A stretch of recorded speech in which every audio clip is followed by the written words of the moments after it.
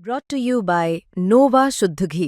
जब जब खाए दिल खुश हो जाए सदियों का नोवा शुद्ध देसी घी, सपना स्वस्थ भारत का। I love घी घी घी घी घी। और कांग्रेस में मैं हूँ और कांग्रेस छोड़ने का जाने का मतलब ही नहीं। फिर नेताओं का तांता कैसे लगा हुआ है? इनेलो के नेता दो नेता आपसे मिलने पहुंचे हैं। क्या इनेलो ज्वाइन करने की बात तो नहीं चल रही थी? क्या दया साहब के कारण सीट हारे हैं कि भूपेंद्र हुड्डा गुट, शैलजा गुट, सुरजेवाला गुट तीनों एक मंच पर दिखाई नहीं देते? कांग्रेस के वरिष्ठ नेता जयतीर्थ दहिया व राई से पूर्व विधायक हमारे साथ मौजूद हैं। दया साहब, कई दिन पहले सिलसिला लगातार जारी है कि इनेलो नेता अभय सिंह चौटाला मुलाकात करने पहुंचे थे, उसके बाद रामपाल माजरा भी आपसे मुलाकात करने पहुंचे। क्या कहीं कांग्रेस से दूरियां तो नहीं है? जी नहीं, सबसे पहले तो मैं हरियाणा तक के और आपके सभी दर्शकों का आभारी हूँ, आपका भी आभारी हूँ, आपने इतना समय लगाया। बात यह है कि कांग्रेस से मैं कोई दूर नहीं हूँ। मुझे और कांग्रेस में आज तक मैंने जो इस्तीफ़ा दिया था वो आवेश में थोड़े उसमें टिकट ना मिलने के उसमें मैंने दे दिया था, लेकिन उसके बाद वो इस्तीफ़ा मंजूर नहीं हुआ और जब वो मंजूर नहीं हुआ तो मैंने उसको वापस ले लिया। प्रधान जी ने मुझे इजाज़त दे दी कि आपका इस्तीफ़ा वापस लिया जाता है। मैं बीके हरिप्रसाद जी से भी मिला तो मुझे वापस में ही वो उन्होंने कांग्रेस ही माना और कांग्रेस में मैं हूँ और कांग्रेस छोड़ने का जाने का मतलब ही नहीं। फिर नेताओं का तांता कैसे लगा हुआ है? इनेलो के नेता दो नेता आपसे मिलने पहुंचे हैं। क्या इनेलो ज्वाइन करने की बात तो नहीं चल रही थी? ये सोच के ये उसी गलतफहमी में कि शायद इसका ये कांग्रेस छोड़ चुका है और उसी बात पर ये लोकदल के नेता बार बार आ रहे थे कि भाई आ जाएं, लेकिन मैंने कांग्रेस छोड़ने के बाद भी मैं आपको यकीन दिलाऊं, मैंने कांग्रेस के खिलाफ एक लफ्ज़ भी नहीं कहा इलेक्शन में। क्या मानते हो कि कोई परिवार का दबाव या कार्यकर्ता का दबाव कांग्रेस में वापसी जाना इस्तीफा देने के बावजूद? नहीं, ये ज़रूर है कि कार्यकर्ताओं का दबाव ये था कि भाई लोकदल ज्वाइन ना करो। मुझे जितने भी मिले उन्होंने ये कहा कि जैसी अफवाहें उड़ी हुई थी कि अफवाह ये थी कि भाई मैं लोकदल ज्वाइन करूँगा, तो वो उसमें उन्होंने मुझे डिमोरलाइज ही किया कि कोई लोकदल ज्वाइन ना करो और जो कांग्रेस में आप हो तो कांग्रेस में ही रहो। क्या कांग्रेस के किसी बड़े नेता से मिले हो आप?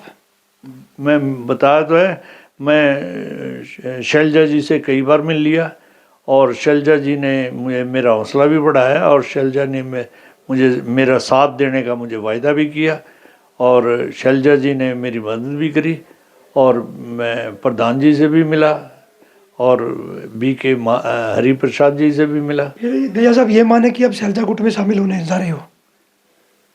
मैं तो ये कहूँगा कि अभी कोई गुट तो है नहीं, कांग्रेस में कोई गुट नहीं है। आप तो भूपेंद्र हुड्डा के बहुत करीबी नेता होते थे। हाँ था, मैं भूपेंद्र हुड्डा से मेरे बहुत अच्छे ताल्लुकात थे और उनका सब मैंने साथ भी निभाया, लेकिन शैलजा जी से भी कोई अलग गुट नहीं है। मैं शैलजा जी के साथ भी हूँ शुरू से। मैं वो आदमी हूँ, मैंने पहली कोशिश ये की थी भाई ये शैलजा जी के साथ ही रहूँ मैं। क्या भूपेंद्र हुड्डा या दीपेंद्र हुड्डा से कोई बातचीत आपकी हुई हो जब इलेक्शन में? तो हाँ, अभी कोई बातचीत आपकी हुई हो? नहीं, मेरी अभी फ़िलहाल तो मेरी ना दीपेंद्र से बात हुई और ना मेरी हुड्डा साहब से बात हुई। लेकिन दीपेंद्र या भूपेंद्र से मिलने जाएंगे दया साहब? हाँ, मिलने जाऊंगा ज़रूर। फिर चुनाव की दूरियां, चुनाव की बातचीत वो फिर याद आएंगी? याद तो आएंगी, याद तो पता नहीं क्या क्या आता है, पर ये है कि भाई पार्टी में रहेंगे, एक ही पार्टी में रहेंगे और वो पार्टी के इतने बड़े नेता हैं तो उनका आशीर्वाद तो मुझे चाहिएगा, ये तो ज़रूरी है, मैं उनसे मिलूँगा। क्या मानते हो कि चुनाव में हारना, कांग्रेस जा कह रही थी कि भूपेंद्र हुड्डा आ गई, कांग्रेस की सरकार बन गई, वो कमियां कहाँ रही? जैसे कुलदीप शर्मा भी कहते हैं कि हमारी पार्टी में कुछ कमियां रही हैं। और पार्टी में सबसे बड़ी कमियां तो संगठन की थी, उस वक्त संगठन की कमी थी। अब वो संगठन की कमी भी नहीं रही है और ये जो अब डिस्क्लोज़ हुआ है वोट चोरी का, ये बहुत बड़ा मुद्दा है। हमारे हलके में भी वोट चोरी हुई और उसमें जैसे राहुल गांधी ने बताया 22 वोट राई हल्के में डाली गई बोगस, तो ये बहुत बड़ा मुद्दा है भाई वोट चोरी का, और 1% वोट पे हम इलेक्शन हारे हैं। क्या माने कि राई में अब की बार जो चुनाव था विधानसभा, जयतीरथ दहिया ने कांग्रेस को इस्तीफा दिया था और विरोध किया था, क्या दहिया साहब के कारण सीट हारे हैं? मैं आपको पवन जी अपने पूरे